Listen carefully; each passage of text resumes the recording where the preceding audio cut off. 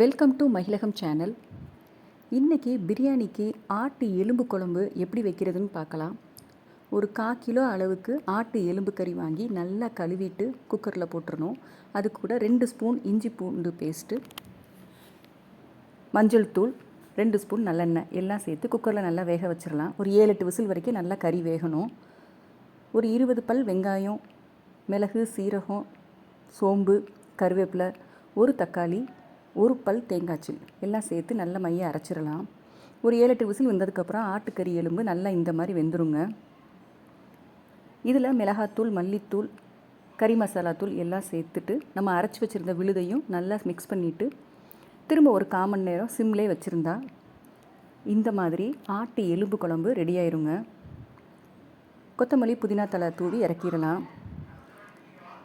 இந்த ஆட்டு எலும்பு குழம்பு பிரியாணிக்கு மட்டும் இல்லை, இட்லி, தோசை, சப்பாத்தி எல்லாத்துக்குமே ரொம்ப டேஸ்ட்டாக இருக்கும். ட்ரை பண்ணிவிட்டு சேனலை சப்ஸ்கிரைப் பண்ணுங்கள்.